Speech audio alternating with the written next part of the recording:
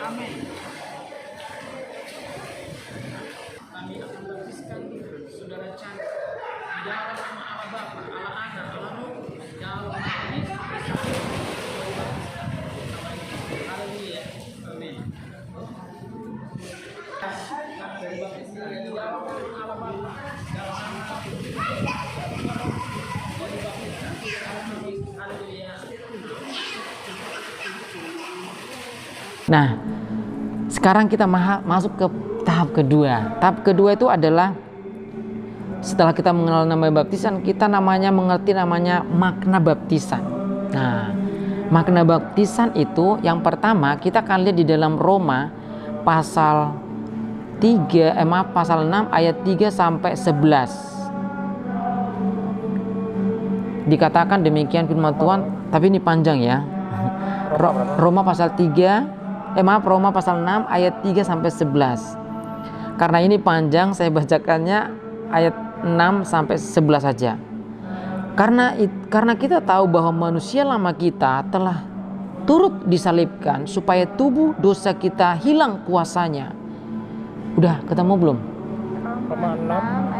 Roma 6 sebenarnya Roma 6 ayat 3 sampai 11. Cuma karena banyak, kita ambil aja ayat 6 sampai 11. Ini tujuan menolong kita aja supaya lebih dapat ini. Oke. Ayat 6 sampai 11 ya. Nah, gini.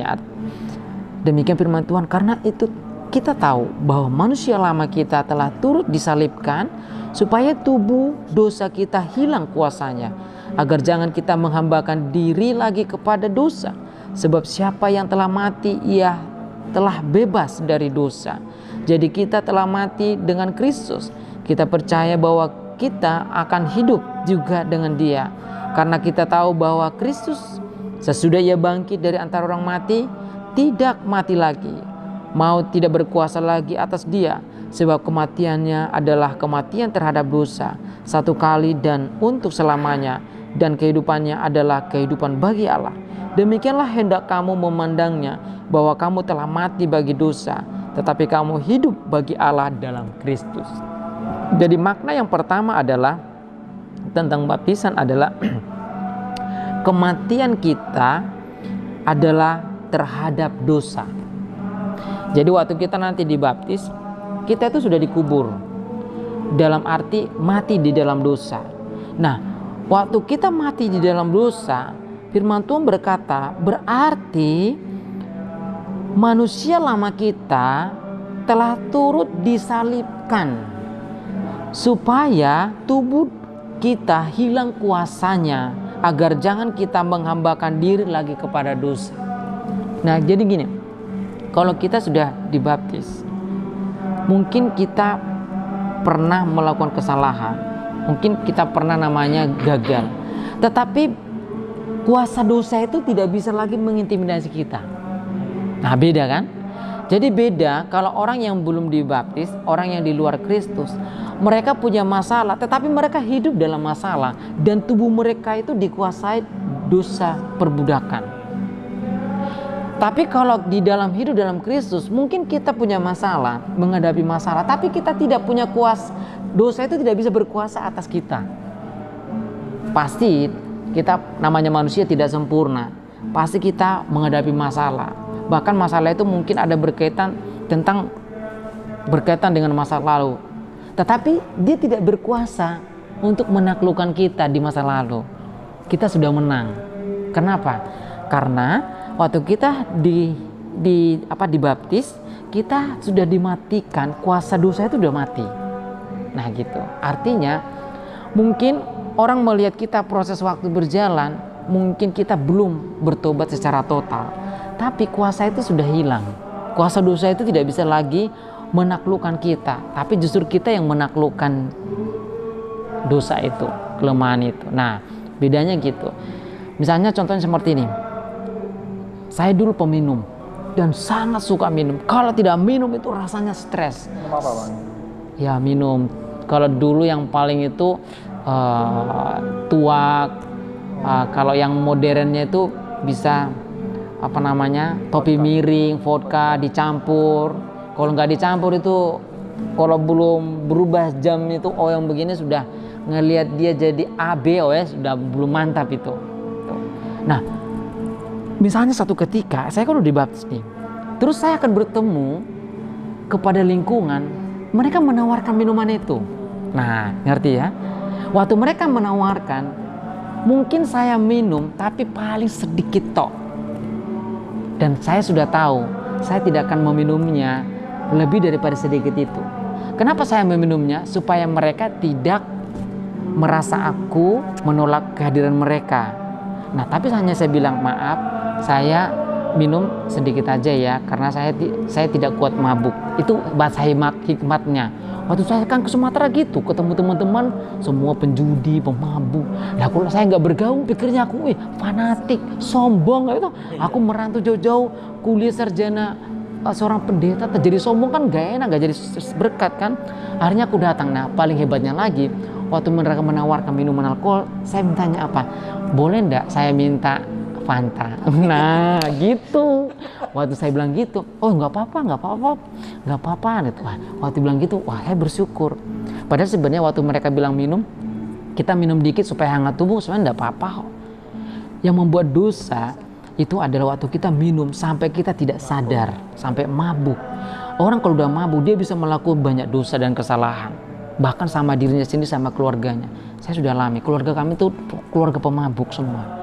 Tapi puji Tuhan, setelah saya menerima Kristus dan bertobat, saya pulang ke rumah jadi berkat. Mereka melihat dan mereka juga mengikuti cara hidup saya. Iya, ada yang sekarang di Pekanbaru, wah, orang semua kacau, tapi puji Tuhan, kemurahan itu mereka sebab berubah. Nah, maksudnya seperti itu. Jadi waktu kita mengalami hal yang sama, dosa itu tidak berkuasa lagi atas kita. Kita bisa mengatasinya gitu. Kenapa? Karena kita masih di dunia yang sama. Kecuali kita udah di surga, kita bisa mungkin meninggalkan total, tapi kita di dunia yang sama. Pasti kita akan mengalami godaan yang sama. Cuman godaan itu tidak berkuasa lagi atas kita, tapi kita yang berkuasa. Jadi kita menaklukkannya gitu. Nah, misalnya kelemahan apa? Misalnya merokok gitu. Waktu mereka tawarkan merokok, saya bilang, oh maaf, saya sudah pernah coba merokok. Tapi waktu saya merokok, saya batuk. Tapi memang saya alami demikian. Akhirnya mereka, oh udah apa-apa. Gak usah lah, yang penting asik rame. Nah itu. Nah, jadi Tuhan pasti kasih hikmat kepada kita untuk menaklukkan supaya kita tidak hidup dalam dosa itu. Nah, jadi karena itu maksudnya. Contohnya, kecuali misalnya ada yang punya pengalaman, ada kadang teman kita itu kan beraneka ragam, namanya kalau di dunia pemabuk, di dunia berjudi itu tidak lepas namanya dunia hiburan juga. Nah, tapi kalau udah begini diajak ke klub jangan lagi. Itu saran saya, karena banyak teman saya tidak menang. Tidak menang, mending jangan. Kalau di luar itu enggak apa-apa. Tidak menang maksudnya apa? Ya, terjatuh dan terjatuh. Maksudnya jangan ikut. Kalau misalnya di luar itu bisalah ada pertemuan mungkin dua tempat wisata atau tempat mana. Tapi kalau misalnya masuk ke klub itu, kalau saranku mending jangan. Jadi ada memang hal-hal yang harus kita katakan no gitu. Ada yang memang harus dikatakan oh enggak apa-apa, karena kita tahu itu tidak, istilahnya kita bisa ngontrol gitu loh. Jadi selama kita tahu kita bisa ngontrol, enggak apa-apa, it's okay. Tapi kalau udah kita tahu kita udah nggak bisa ngontrol, jangan coba-coba. Kira-kira kita pernah berjudi. Iya, loh, aku dulu waktu berjudi teman-teman saya bukan orang-orang awam, guru agama, polisi, orang tokoh-tokoh ini loh, tokoh-tokoh masyarakat loh. Makanya sampai sekarang menurut saya itu, Oh ya, orang Menta suka judi emang. iya, judi itu udah kayak budaya. Makanya di sana itu kekristenan itu tradisi, kayak orang Yahudi. Tapi puji Tuhan setelah saya lihat 10 tahun belakangan ini masuknya karismatik, gereja-gereja Pantai Kosta, ini kan memang benar-benar kan namanya pertobatan. Puji Tuhan sudah banyak hilang, tapi tidak hilang total. Karena sampai sekarang teman-teman angkatan saya di sana mereka Judinya apa gitu Pak? Domino, main itu koin, main kartu, pokoknya namanya uang itu wis. Main biliar, main Biliar buat judi. Iya, biliar buat judi. Wah, biliar di sana keren itu. Kalau di sini biliar bulat, kalau di sana kotak loh, lebih ekstrim, kotak. Jadi dibuat lebih simpel, kecil, tapi kotak dia. Nah nanti siapa yang paling banyak dimasukin nanti di poin, nah itu dinilaikan ke rupiah. Oh itu kan lebih ini lagi, ekstrim lagi tuh. Pokoknya dunia judi itu sana itu variasi. Sekarang saya lihat udah lebih modern, biliar yang main bulat itu. Kan saya mengikuti, tapi karena saya hanya bisa menjangkau mereka, saya kan nggak mau dibilang sombong ya kan. Nah itulah. Tapi ya itu saya bilang tadi gini. Jadi waktu kita hidup dalam Kristus, kita sudah bisa mengontrol itu aja. Itu luar biasanya. Bukan berarti tidak ada masalah, bukan berarti yang dulu itu tidak akan pernah kita lihat. Pasti akan ada cobaan itu, tapi kita bisa ngontrol. Mungkin kita bisa berkata no, atau kita bisa berkata kita menang gitu loh. Seperti saya gitu. Nah akhirnya kemarin saya udah khotbah toh sebulan yang lalu. Tiba-tiba grup saya, teman saya SMA, SMP itu mereka kan dunia medsos ini cepat ya. Mereka memasukkan saya di grup. Itu mayoritas itu muslim, yang khususnya yang SMP. Sekarang mereka ada yang haji, ada yang pemerintahan. Mereka bahasa mereka itu semua itu bahasa masa lalu. Iya, wah bahasa. Tapi mereka belum tahu kalau saya pendeta.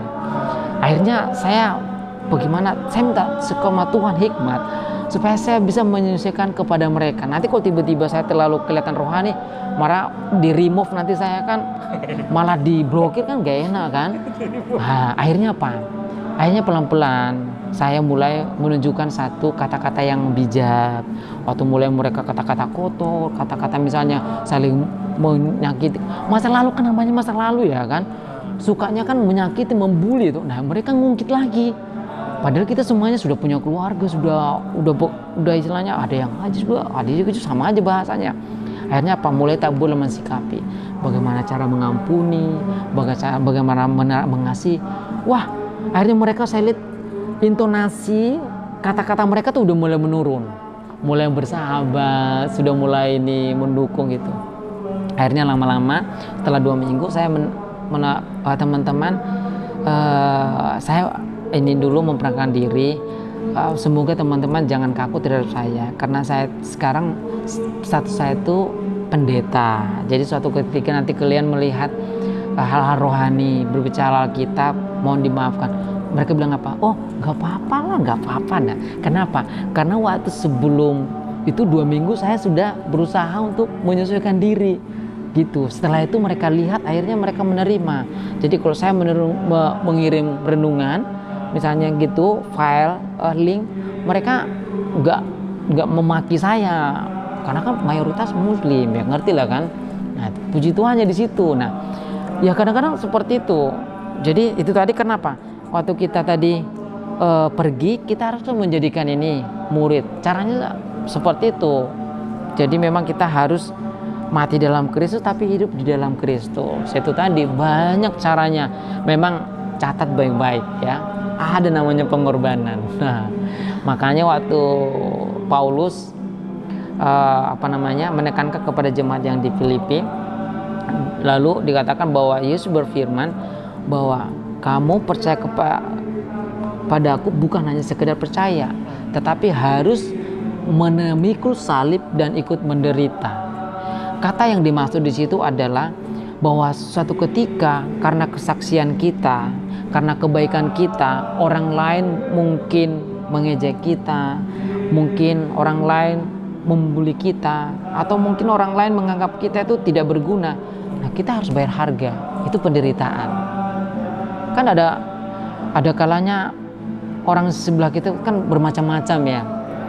Waktu kita berbuat salah pasti sudah salah, orang pasti nggak suka. Tapi waktu kita berbuat baik, ada orang juga memikirkan itu alah berlebihan, sombong. Nah, padahal sebenarnya kita sedang mau hidup dalam firman. Tiba-tiba ada seperti itu. Jadi makna yang pertama adalah mati di dalam dosa. Sebenarnya banyak ayat-ayatnya, cuma nanti baca di rumah aja. Ada juga di Kolose pasal 2 ayat 12 dikatakan, karena dengan Dia kamu dikuburkan dalam baptisan, dan di dalam Dia kamu turut dibangkitkan juga oleh kepercayaan kepada kerja kuasa Allah. yang telah membangkitkan dia dari orang mati. Dikatakan oleh karena dia, Yesus, kita dikuburkan dalam baptisan dan kita dibangkitkan menjadi hidup di dalam Kristus dan bekerja di dalam kuasa Allah. Artinya kita mengalami kemenangan.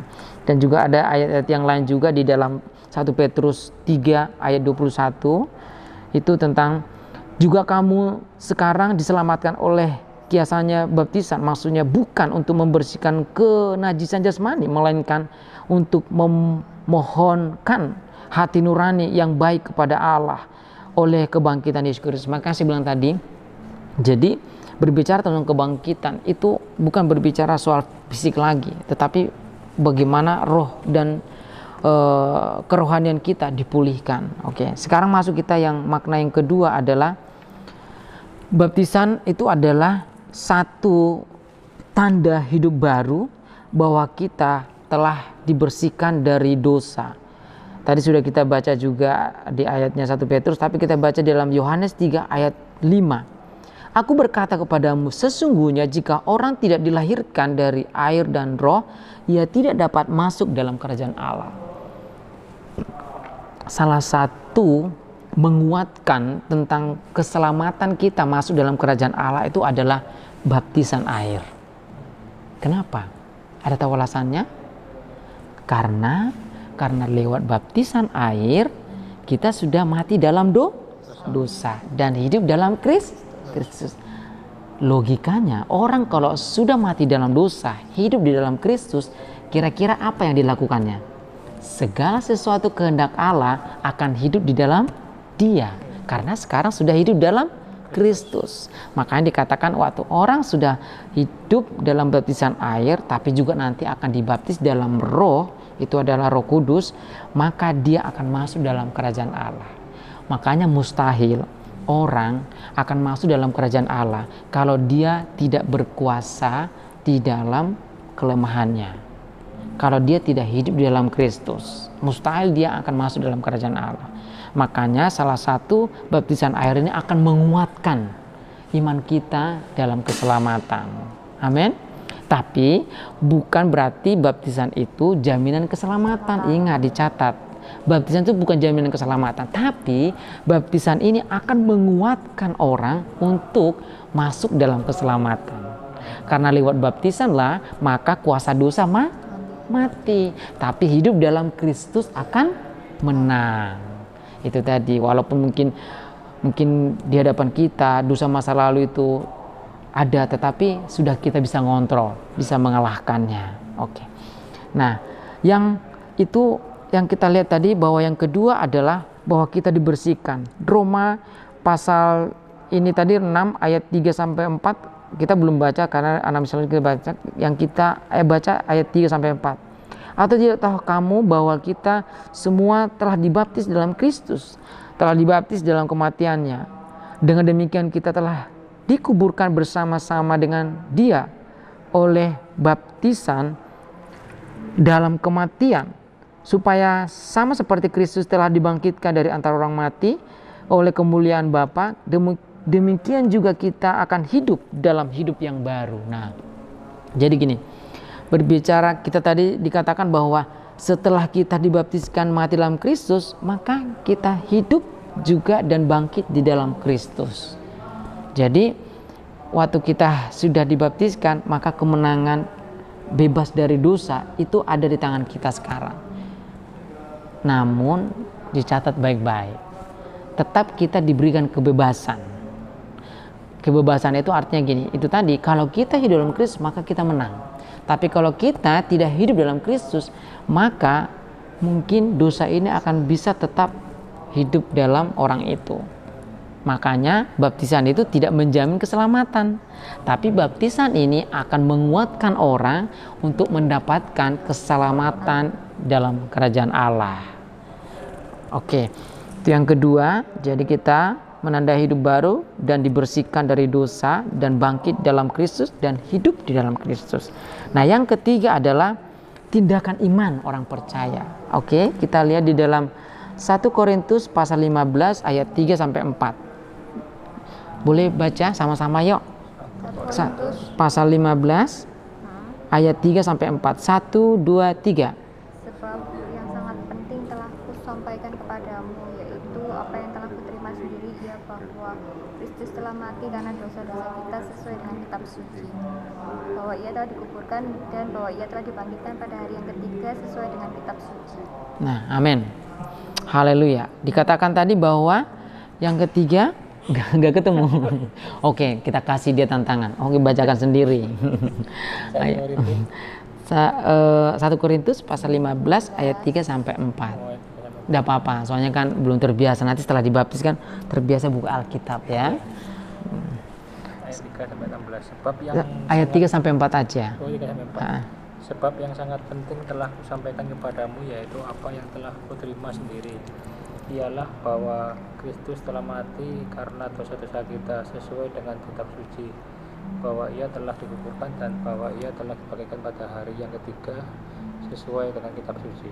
Nah, makna yang ketiga adalah tindakan iman orang yang percaya. Jadi, kalau kita dibaptis berarti kita sedang melakukan iman kita di dalam Kristus. Karena dikatakan dengan baptisanlah maka kita menerima Kristus yang mati karena dosa-dosa kita. Amin. Jadi kalau kita dibaptis berarti kita menerima bahwa Yesus mati karena dosa-dosa kita. Makanya kalau ada teman kita, dia tahu bahwa baptisan itu adalah kudus dan sakral, tapi dia menolak. Nah, itu sebenarnya bahaya. Karena apa? Karena dia sedang menghindar dari kasih karunia. Karena kasih karunia itu adalah iman kita, di mana Yesus mati atas dosa-dosa kita. Ya enggak? Kita bersyukur dong. Bayangkan kalau Yesus enggak mati di kayu salib, berarti dia tidak mati atas dosa-dosa kita. Percuma kita ke gereja. Percuma kita baca Alkitab, percuma kita jadi orang Kristen, bahkan percuma kita hidup lama-lama, kan gitu, ya kan? Ngapain kita hidup lama-lama? Tapi karena kita beriman kepada Kristus, maka kita menerima bahwa Yesus mati itu karena dosa-dosa kita. Artinya pengampunan kita sudah terima, dan dia dikuburkan dan bangkit pada hari yang ketiga. Itu firman Tuhan berkata, dan itu adalah iman kekristenan. Jadi makna yang ketiga, kenapa kita harus dibaptis? Karena kita melakukan iman orang percaya. Amin. Iman orang percaya. Jadi misalnya nanti suatu ketika, kan banyak angkatan dia sebenarnya harusnya dibaptis, cuman kan mungkin banyak alasan, mungkin karena takut pandemi segala macam. Tapi nanti bisa jadi berkat dia. Bilang aja, saya sudah dibaptis dan saya sudah beriman yang kuat. Karena lewat baptisan, saya percaya dosa-dosa saya, kenakalan saya di masa lalu itu telah mati karena Kristus sudah mati, dan saya menerima Yesus mati atas dosa-dosa saya. Amin. Nah, ingat, kita kemarin sudah bahas karena di saat kita dibaptis kita sedang mengikat perjanjian. Iya toh, benar toh? Mengikat perjanjian gini loh. Jadi orang yang sudah dibaptis di dalam Kristus, iblis tidak berani mengintimidasi. Iblis tidak punya kuasa lagi untuk mengintimidasi orang Kristen itu, kecuali dia memberikan diri, kecuali dia melepaskan diri dari kasih karunia itu. Jadi misalnya, kalau mungkin di sini udah nggak tren ya, seperti dukun, seperti ahli nuzum, seperti apa namanya itu, santet. Tapi kalau di daerah-daerah itu masih. Nah, orang Kristen, apalagi mereka yang sudah dibaptis, tidak bisa disantet, tidak bisa diguna-gunai. Itu sudah firman Tuhan. Makanya dikatakan orang Kristen itu sesuatu yang istimewa, terlebih mereka yang sudah menerima baptisan. Kenapa? Karena sekarang mereka bukan lagi milik mereka seutuhnya. Mereka sudah milik Kristus. Bayangkan kalau udah milik Kristus, siapa berani mengganggu? Ya kan? Setan, halah. Dari dulu setan sudah kalah di dalam Yesus. Iya, makanya dikatakan, 1 Petrus katakan bahwa setan itu seperti serigala yang ompong. Itu hanya digawe orang Kristen loh, hanya kepada orang yang beriman loh. Jadi dia hanya bisa menakut-nakuti aja, tidak bisa menggigit. Tapi kalau mereka di luar Kristus bisa loh. Jangan coba-coba. Setan itu punya gigitan yang tajam. Kalau di luar Kristus bisa digigit, bahkan mati bisa. Iya, bisa. Makanya jangan heran, di luar Kristen tuh santet tuh masih berlaku. Sihir, dukun masih berlaku. Kenapa? Karena tidak ada roh Kristus di dalam hidup mereka. Nah, kita yang di dalam Kristus sudah ada roh. Dikatakan dalam 1 Yohanes 4, kalau nggak salah, kata roh yang ada dalam dirimu, maksudnya Roh Kudus, itu lebih besar kuasanya daripada roh-roh yang ada di dunia ini. Baik roh dukun, roh sihir, roh santet itu tidak mampu.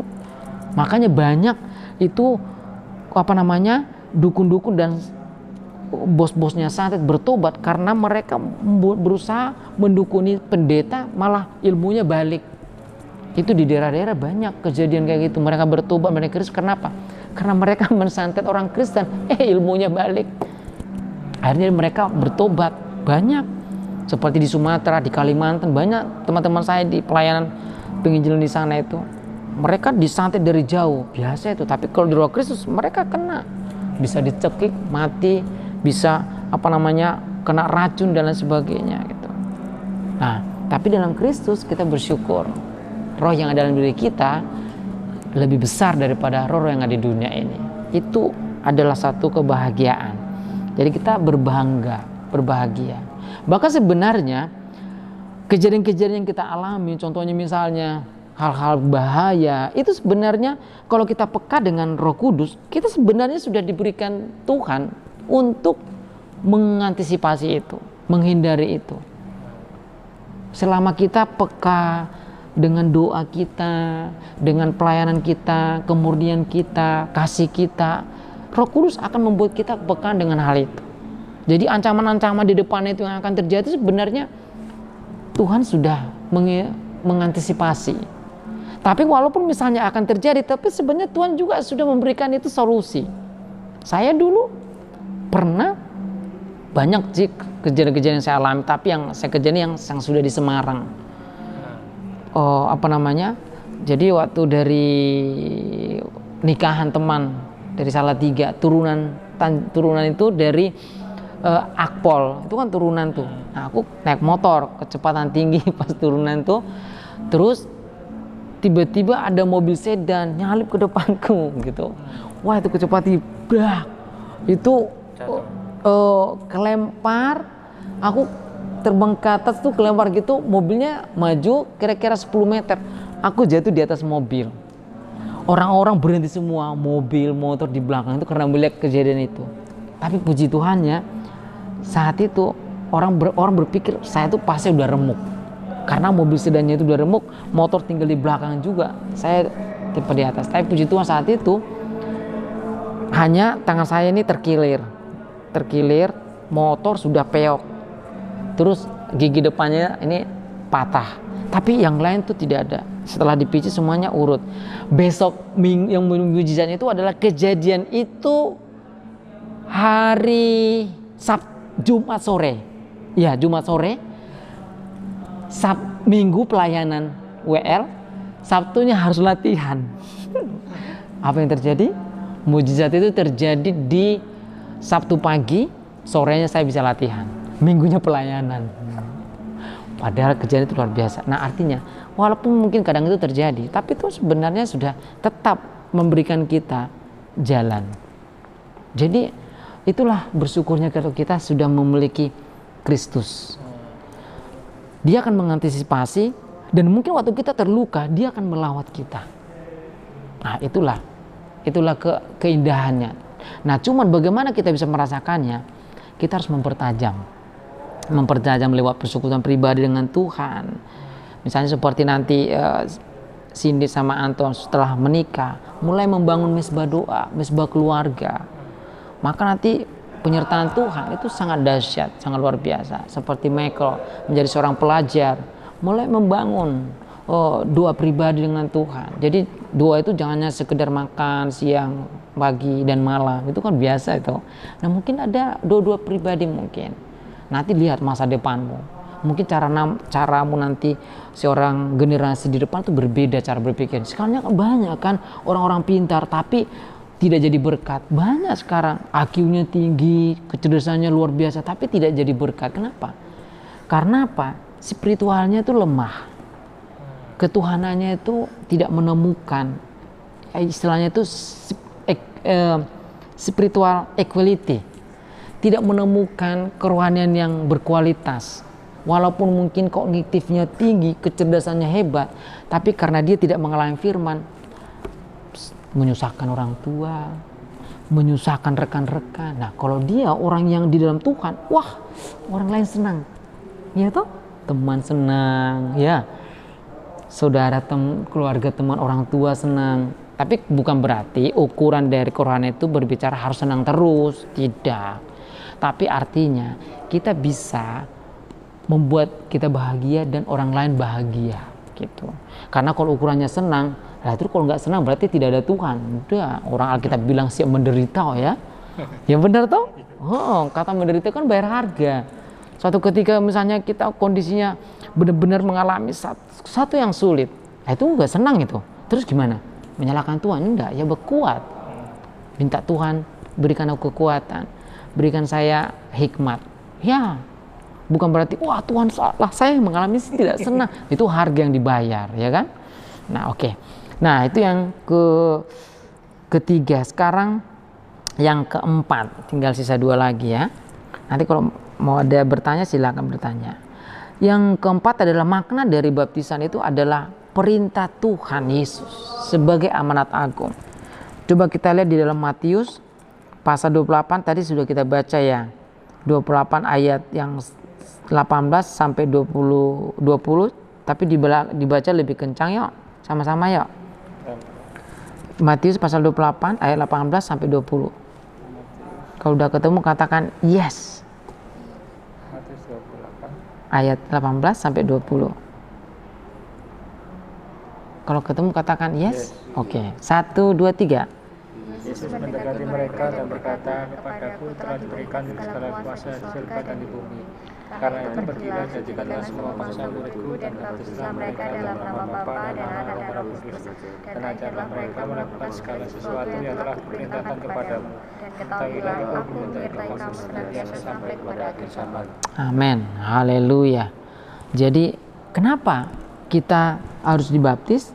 Makna baptisan yang keempat adalah perintah. Jadi baptisan itu adalah perintah. Perintah itu amanat agung.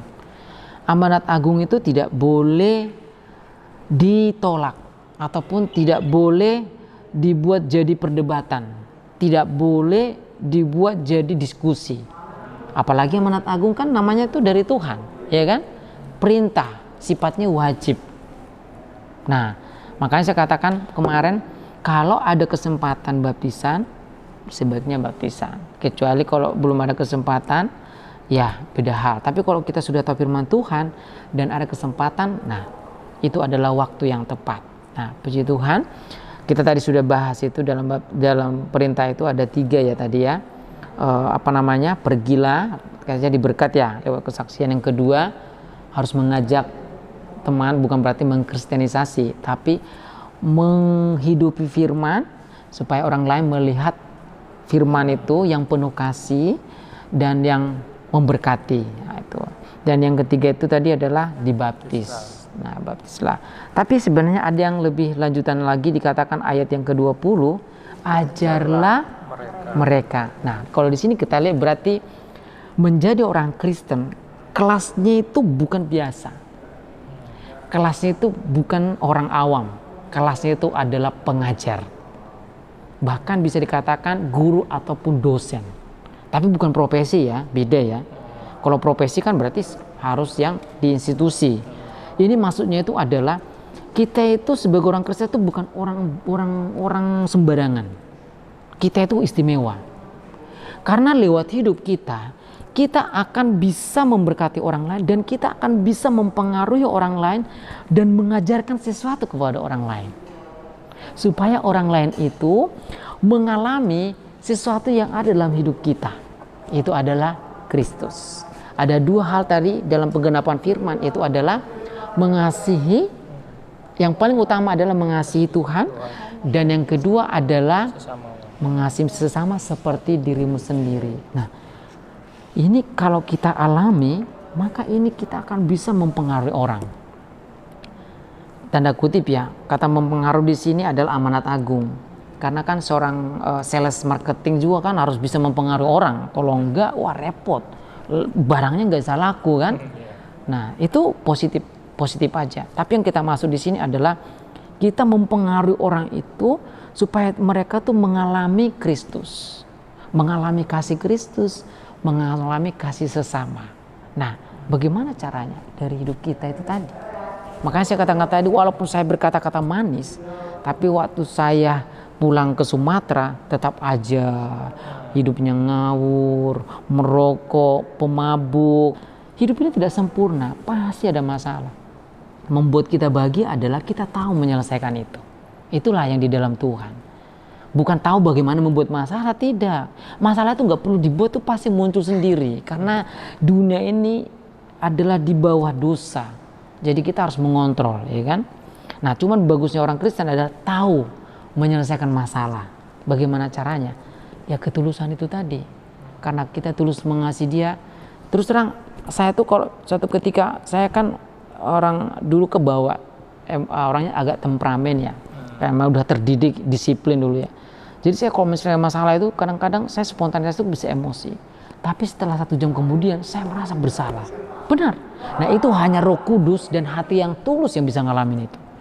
Saya merasa bersalah. Aduh, aku merasa bersalah nih sama anak, sama istri. Seperti aku tadi sikapku tuh langsung cuek. Terus cara ngomongku terlalu kasar. Tuh benar berkecamuk tuh. Akhirnya apa? Muncullah inisiatif. Nah inisiatifnya banyak cara. Bisa kata-kata maaf. Itu bagus. Tapi lebih efektif tuh tindakan, perbuatan. Aku pernah dulu lakukan itu. Maaf, tapi tindakannya nggak berubah. Wah, langsung ngomongin aku. Tapi aku menerima itu karena memang saya harus, kan gini, Alkitab bilang besi menajamkan besi, manusia menajamkan manusia. Artinya adalah kita bisa sempurna karena pasangan orang sebelah kita. Jadi kalau kita tidak bisa menerima dari sebelah kita, kita tidak bisa sempurna gitu loh. Jadi harus kita bersiap untuk menerima kritikan, tapi siap juga untuk dipulihkan gitu. Tadi mau cerita apa tadi? Oh, enggak, tanya apa lupa Sorry tadi mau ini tuh. Enggak apa kalau cerita. Oh ya, oke, God bless ya. Tuhan berkati. Nah, jadi itu memang bisa. Jadi inisiatif itu langsung muncul. Nah, jadi seperti kan tadi itu adalah bagaimana caranya supaya kita bisa menyampaikan. Itu harus mengalami. Ya. Hai, yo, God bless you. Memang benar. Karena apa? Karena kalau kita hanya sekedar misalnya dengan perkataan saja, saya sudah alami. Karena saya dulu misalnya, karena ini pengalaman hidup itu lebih enak kesaksiannya. Saya dulu kan bedanya sama dengan sudah berkeluarga sama waktu dulu baru berkeluarga beda. Makanya waktu saya sudah berkeluarga, kata-kata manis itu buat saya itu hati-hati. Kenapa? Saya harus bertanggung jawab. Iya, suatu ketika saya tidak alami itu, istri saya pasti ingatkan. Jadi misalnya ada kata-kata yang indah, ya saya memang harus hidup itu. Kalau dulu waktu sebelum menikah, wah lebay saya orangnya dulu. Lebay benar. Maaf kata itu sampai kuliah kadang-kadang 1 semester, wah pacarnya berganti-ganti. Tapi itu kan belum mengalami namanya prinsip-prinsip rohani. Tapi setelah mengalami prinsip rohani, sekarang kata yang indah itu bagus. Benar, tapi harus dipertanggungjawabkan. Seperti saya katakan waktu kita melakukan satu kesalahan, pasti Roh Kudus akan mengingatkan kita. Itu namanya hati nurani kita itu langsung digodok, diingatkan lagi. Sampai aku pernah suatu ketika itu tadi emosional tuh, aku kasar, sampai aku nggak bisa tidur loh. Terus benar, aduh aku merasa bersalah nih sama istri. Kata-kata aku terlalu kasar gitu. Akhirnya besok pagi bangun itu tak buat teh terus tak tambah ke jeruk gitu. Wah senang dia bangun pagi terus tak ini istilahnya harusnya dia melakukan kegiatan tapi aku membantu dia gitu. Dan memang harus gitu caranya, daripada bilang maaf, saya udah pernah lakukan itu dulu, maaf pernah ngalamin, pernah. Memang itulah hidup, tidak cukup dengan kata-kata yang baik saja, memang harus dialami dengan perbuatan. Bahkan mungkin kita sedikit berkata-kata maaf tapi lebih banyak perbuatannya berubah itu malah lebih dampaknya itu lebih dahsyat tuh. Makanya sekarang saya banyak diubahkan Tuhan setelah berkeluarga itu, kata baik itu, kata indah itu bagus, tapi harus dipertanggungjawabkan. Supaya apa? Supaya kita bisa menjadi berkat. Oke, yang keempat tadi ya. Nah, yang terakhir. Jadi ada 5 makna dari baptisan. Yang keempat tadi adalah perintah amanat agung. Jadi baptisan itu tidak boleh ditolak kalau sudah tepat waktunya. Kecuali dia belum tahu firman Tuhan ya. Kalau sudah tahu firman Tuhan, karena itu adalah kasih karunia. Yang terakhir adalah yang kelima adalah menggenapi seluruh kehendak Allah. Kalau kita lihat di dalam Matius pasal 3 ayat 13 sampai 17 dikatakan di sana, maka datanglah Yesus dari Galilea ke Yordan kepada Yohanes untuk dibaptis olehnya. Tetapi Yohanes mencegah dia, katanya, akulah yang perlu dibaptis olehmu, dan engkau yang datang kepadaku. Lalu Yesus menjawab, katanya kepadanya, biarlah hal itu terjadi, karena demikian sepatutnya kita menggenapkan seluruh kehendak Allah. Dan Yohanes pun menurutinya. Sesudah dibaptis, Yesus segera keluar dari air, dan pada waktu itu juga langit terbuka, dan ia melihat Roh Allah seperti burung merpati turun ke atasnya. Lalu terdengarlah suara dari surga yang mengatakan, inilah anakku yang kukasihi, kepadanya lah aku berkenan. Nah, yang terakhir, yang kelima adalah makna dari baptisan itu adalah penggenapan seluruh kehendak Allah. Jadi misalnya nanti seperti Michael kan banyak teman-teman sebenarnya bisa nanti jadi saluran berkat ya buat teman-temannya. Kenapa harus dibaptis? Kenapa Mike? Kenapa buru-buru? Sebenarnya bukan soal buru-buru. Kebetulan saya sudah kemarin dapat materi firman Tuhan tentang baptisan, sehingga saya harus menerima baptisan karena kasih karunia. Dan yang kelima adalah karena harus menggenapkan seluruh kehendak Allah. Artinya kalau itu kehendak Allah berarti tidak ada berkata nanti, ya kan? Nah, oke. Jadi hari ini kita sudah membahas 5 dari makna baptisan itu. Yang pertama adalah kematian kita terhadap dosa karena Kristus mati, dan Kristus mati atas dosa-dosa kita sehingga kita sekarang hidup bagi Kristus. Yang kedua adalah baptisan adalah menandai hidup baru ataupun mengalami namanya perubahan karena kita mati dalam Kristus sehingga kita hidup menjadi manusia baru. Jadi udah saya bilang, misalnya dulu kita suka emosi, nah mulai sekarang harus bisa mengontrol. Berkata-kata yang kasar, mulai sekarang berpikir apa yang harus dikatakan. Bertindak ceroboh, mulai sekarang mulai bertindak dengan hati-hati sesuai dengan firman gitu. Karena apa? Karena memang kan harus berubah gitu. Cara berpikir kita juga harus berubah. Memang perubahan itu nggak boleh dipaksa. Perubahan itu harus terjadi karena pengalaman firman. Kalau kita paksa nanti kita stres. Bagaimana caranya? Ya mulai membangun hubungan pribadi dengan Tuhan. Mulai mengalami ibadah itu secara tulus, secara serius. Membaca firman itu secara serius, sadar gitu loh. Tidak karena aturan. Jadi segala sesuatu itu kalau kita lakukan secara tulus, nanti kita akan mengalami dengan perubahan itu bukan karena kuat dan gagah kita, tapi kita karena benar-benar dari Roh Tuhan yang mau nuntun kita. Kalau kita paksakan kita karena aturan, wah stres. Aku pernah ngalamin gitu dulu. Waktu petubat pertama sekolah Alkitab di Palembang, semuanya peraturan. Bayangkan itu namanya istilahnya tuh Taurat istilahnya tuh. Ini itu. Akhirnya stres, depresi aku 3 bulan di sana sekolah Alkitab.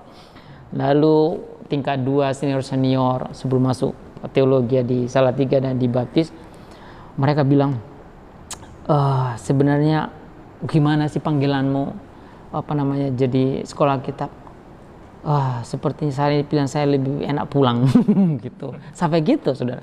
Nah, suatu ketika Tuhan izinkan saya mengalami masalah berat. Saya menyuci itu di bulan ketiga. Padahal saya tidak pernah menyuci pakaian seluruhnya. Tapi saat itu saya bermalas-malasan karena itu tadi respon rohaniku itu lemah. Saya cuci semua. Selain yang saya pakai itu hanya ibadah siswa-siswi hitam putih. Wah, Tuhan izinkan apa yang terjadi.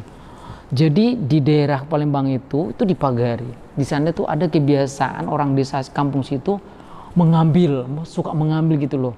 Nah yang anehnya lagi, padahal waktu melewati pagar, di situ ada banyak jemuran. Tapi kenapa baju saya semua ludes diambil? Yang lainnya ada loh. Ada paling yang hanya hilang 1, 2. Tapi saya semua 1 gelendung itu hilang. Bayangkan, waduh, Tuhan izinkan itu. Di situ saya benar-benar tambah stres karena saya nggak mengalami firman. Saya jujur aja karena benar-benar pertobat itu alami sana. Lalu datanglah kakak senior. Saya bermalas-malasan itu, diajak juga doa, saya tidak mau. Diajak lagi ada gua doa, saya tidak mau. Terus mereka bilang, karena mereka memang sudah teruji ya, senior kelas 2, mereka sudah orang-orang punya pelayan perintisan juga, udah siap melayani gitu. Mereka bilang, kenapa? Kamu, saya lihat kamu kok nggak bisa mengikuti semua kegiatan di sini. Ya, terlalu banyak aturan segala macam. Sekarang saya tanya, kamu mau ndak mengalami panggilan sesungguhnya? Saya sih mau, tapi bagaimana caranya? Saya tadi mau berubah, tapi sekarang pakaianku hilang gitu. Akhirnya udah gini aja, ayo saya ajak kamu berdoa. Waktu diajak berdoa pertama, kedua, biasa-biasa. Terus mau diajak puasa. Saat itu saya belum pernah mengalami puasa. Banyak diajak puasa, belum pernah puasa kan. Orang Sumatera kan suka makan. Terus puasa, wah 1 hari, mau kedua hari gagal. Coba lagi, mau kedua malam gagal. Terus akhirnya, tapi mereka ulet. Saya benar-benar dibimbing. Sampai puasa ke-3 hari. Di situ saya baru merasakan menyerah total. Artinya itu saya benar-benar tidak bisa lagi, kemampuan saya tuh benar-benar menyerah gitu. Wes Tuhan, wes lah karepmu gitu. Padahal rencana saya tuh mau pulang, mau lempar tembok, saya udah punya rencana jahat lah gitu. Kan saya dulu orangnya kan bukan baik ya. Saya kumpulin barang semua, tak jual pasar loak gitu, jadikan uang, wes jadi ngerampok segala macam lah apa gitu. Nah, tapi lain.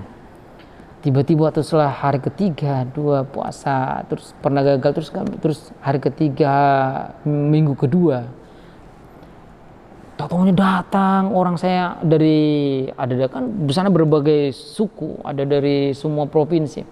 Malah justru yang nggak pernah saya ngobrol, yang nggak pernah saya cerita, yang nggak pernah ngajak saya doa, itu mereka itu datang membawa persis yang saya butuhkan, pakaian, dan itu pasti baru-baru gitu.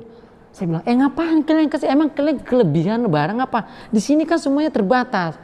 Enggak, saya kemarin waktu berdoa disuruh Tuhan. Bahasa mereka, wah saya merinding bener. Saya tuh bener mengalami itu merinding. Saya menangis. Dan mulai dari saat itulah, akhirnya saya tanpa disuruh, tanpa diajak teman-teman doa, tengah malam itu saya pergi doa sana. Padahal menurut cerita angkatan-angkatan dulu, saya kan angkatan 15 pada saat itu, angkatan itu horor. Jadi di jam-jam tertentu, jam 11 ke atas, itu mesti banyak kuntilanak lah kalau bahasa sana itu, setan-setan itu bergelantungan di sana. Kan itu ada pohon-pohon besar, di bawahnya itu disengaja memang dari para pendeta itu dibangun di sana gua-gua untuk doa. Karena di situ angker.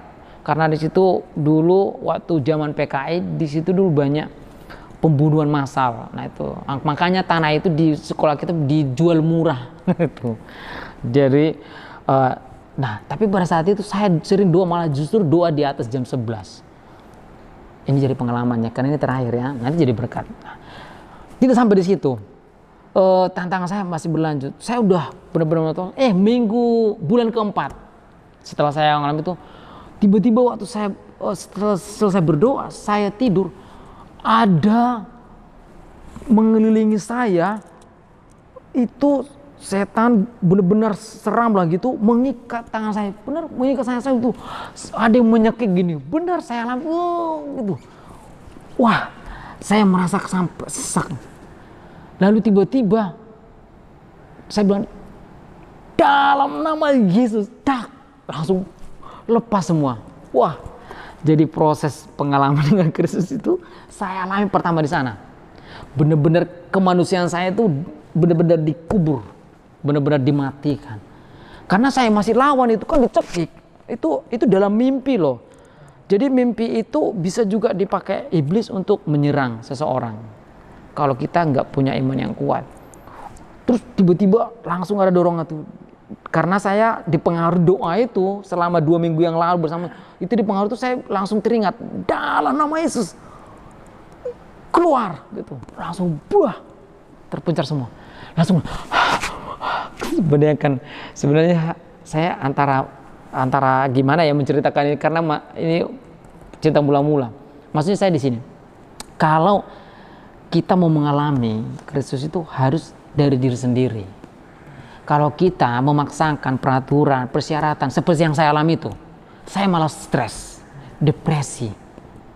Bahkan itu tadi waktu saya mulai merancangkan itu, malah Tuhan akan terus membawa kita kepada sesuatu rencananya, tapi menurut kita itu akan sulit kalau kita tidak benar-benar menyerah.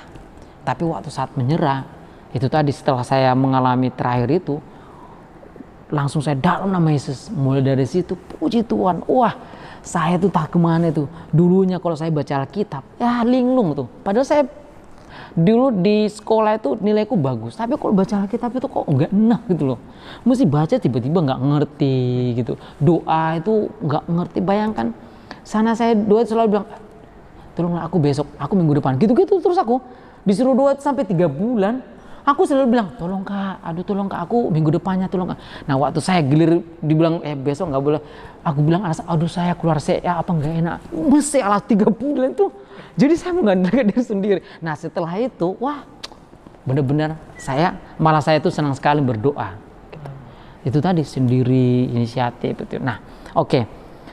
Ini menjadi kesaksian karena ini sangat baik untuk pengalaman kita. Memang perjalanan kekristenan itu, kalau kita mau mengalami hidup itu harus dari diri sendiri. Jangan karena aturan, jangan karena syarat-syarat tertentu. Kita akan mengalami namanya stres dan depresi. Rohani kita tidak akan mengalami perubahan. Tapi kalau kita rela, hati kita benar-benar tulus, wah luar biasa. Kita akan mengalami namanya damai sejahtera yang dari Tuhan itu seperti itu. Tidak perlu harus uang yang banyak, pekerjaan yang wow. Tapi waktu kita mengalami Kristus secara pribadi, wah kita bisa saja damai sejahtera, gitu. Nyaman dan indah. Dan waktu itu terjadi, nah ini kesempatan kita bisa jadi berkat buat orang lain. Mulai kita akan berubah kan, yang dulunya mungkin kata-kata kita suka nyelekik, mulai kita berpikir, wah janganlah, mulai memotivasi, mendukung. Mungkin dulunya kita orangnya cuek dengan orang lain, misalnya waktu kita melihat orang yang berkekurangan, orang yang lemah, kita cuek. Nah, kita akan diberikan satu berpikir mulai peduli. Nah, itu cara-cara Tuhan, itu inisiatif dari diri sendiri. Tapi kalau kita peduli orang lain hanya karena peraturan gitu, himbauan, capek. Mesti kita akan merasa sepertinya gereja ini kok capek. Tapi kalau dari diri sendiri, dari benar-benar ketulusan, wow, luar biasa. Oke, puji Tuhan. Saya rasa ini kita akan kasih waktu 5 menit. Ada yang mau ini mungkin sebelum kita doa. Tapi informasi nanti akan disampaikan buat besok ya. Mungkin ada dari materi hari ini kita makna dari baptisan. Oke. Kita berdoa yuk. Bapak kami yang baik, pada hari ini kami sudah mendengarkan arti baptisan dalam menurut firman Tuhan, dan kami mau percaya Tuhan bahwa keputusan untuk percaya sungguh sama Tuhan, untuk hati kami benar-benar teguh untuk bisa mengenal Tuhan lebih dalam kehidupan kami. Tuhan, buat hidup kami juga mengalami Tuhan. Kami percaya Tuhan, hari-hari ini Tuhan adalah jahat.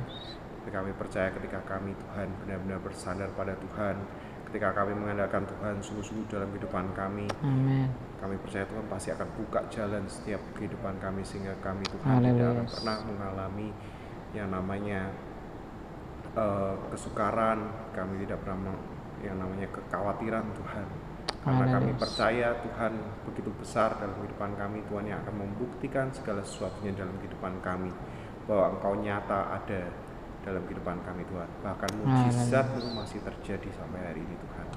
Kami berdoa Tuhan, kami percaya buat yang mengikuti pesan ini Tuhan, kami percaya biarkan hati mereka untuk tetap teguh dan kokoh, iman mereka boleh kuat dalam Engkau Tuhan, Amin.